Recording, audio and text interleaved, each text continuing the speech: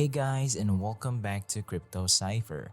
In today's video, we will be talking about what should I do now that I've lost all of my money in the cryptocurrency market.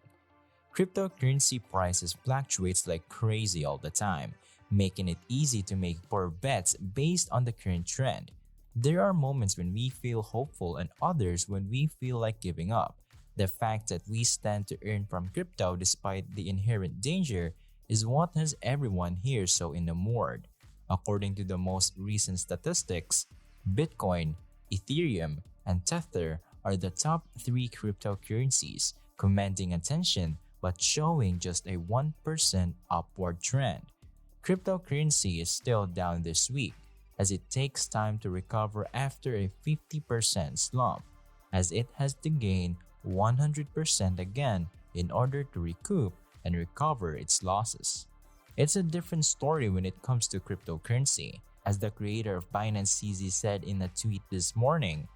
Terra protocol design flaws have caused a spike in the issuance of Luna. Luna trade was halted as a consequence. On the post, he said that several people bought Luna again, unaware that the price would plummet much more after the deposits were let back into the Binance market. Trading was suspended as a result of this terrible event. Due to this, some speculate that the price reduction or the network's overaccumulation was to blame. On the other hand, given the apparently exhaustible supply of Luna, it may be something altogether else, such as a secret defect in the protocol. If we hadn't raised our concerns, the Terra blockchain may still be in a suspended state or worse, with super minting. Strangely, we've discovered that Terra's blockchain often suspends and resumes block generation. This is not normal. There was a suggestion that this was only a precautionary move to keep the system secure from outside threats. Even yet, we were aware that it was more than that, since we had a hunch that super minting may occur. Traders are also cautioned by CZ not to buy a coin just because it is being traded. He made it clear that you must do your own study before making a choice. After Terra's handling of the situation at the UST Luna, the author expresses his displeasure in another blog post, repairing the network, destroying superfluous Luna, and rescuing the UST pegware among his demands. Although he expressed his worries, he was ignored and never got a favorable or positive answer, unlike the Axie Infinite breach that occurred a few months ago when the corporation took responsibility and prepared ahead of time and was responsive when difficulties arose. He said that this is a fundamentally different situation. That CZ tried to reinstate the UST peg is notable. In order to protect UST investors at the cost of Luna holders, this may be the best option. People that trade stablecoins prefer to put all they have into their ventures because a stable currency does not separate from the system. Those who put their trust in it run the risk of losing all they've worked so hard to save. Altcoin Terra holders, on the other hand, strongly disagree since they never take a risk. As a result, they're not ready to risk everything on a single project. The YouTuber KSI, who lost virtually all of his $2.8 million in the process of getting into Luna and is now only worth $1,000, is an excellent example that has been tried and tested. Because he is familiar with cryptocurrencies, he understands the dangers and does not linger on his loss. In contrast, it's possible that UST holders didn't get it. Quote unquote, don't expect you can know when to buy back in if the market is dropping. Don't assume you can sell to maximize gains if the market is rising, is the lesson here.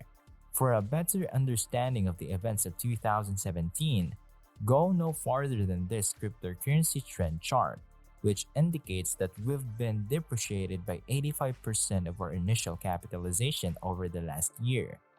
Let me know what you think of the crypto market before we go on to the next half of the video. Do you believe it's worth it to invest in the stock market? Comment down below with your opinions and experiences on this. The video resumes now. As a result of all this attention, Bitcoin has become a hot topic on social media. Despite the substantial losses, many investors believe that the markets have become too optimistic. It's possible that Bitcoin might go as low as $18,500 on the daily trend charts if we look at the patterns. Rapid rise from the depths of despair might also be a hint that we could quickly fall from the heights of success. To put it another way, the price might drop further if there is no support in place at this time. It should rapidly regain its prior state. When you see the top 10 cryptos decline, you may be tempted to sell your asset as quickly as possible to avoid losing money. There was a significant outflow of Tether, a cryptocurrency that underpins most of the business. Tether should be closer to 33% in order to preserve equilibrium, but it now stands at 76%. According to the latest figures from the Federal Reserve, USD's liquidity remains at little over $950,000. Based on today's prices, we can see that the $800 million plus worth of Luna serves as a guarantee for the USD security. There is still a large disparity between these two, possibly 20 times more than required, because else the whole system is doomed to collapse. More cryptocurrencies are up and running now that there are more investors. Concerning Terra's ecosystem survival, Do Kwon has disclosed plans for an entirely new Terra blockchain. USD is still worth a few $billion, and the Luna token's value has fallen, according to him. There will be no way for Luna ownership to set up their own backup system should the peg be re-established. Many of USD's former customers have stopped doing business with the firm. The environment as a whole is not useless though. It's a fascinating ecosystem, and he's aware that they hold the title of the world's most popular social media site. As a result, he recommends resuming operations with 1 billion tokens, which will be distributed to Luna and USD token holders, with a part of the funds set aside for future support of improvements. Prior to the remainder of the firm, I'd want to know what cryptocurrency you presently own and your experience with it. Please let me know what you think about this subject in the comments area. In addition, there have been significant concerns with Ethereum, notably with ETH that has been staked.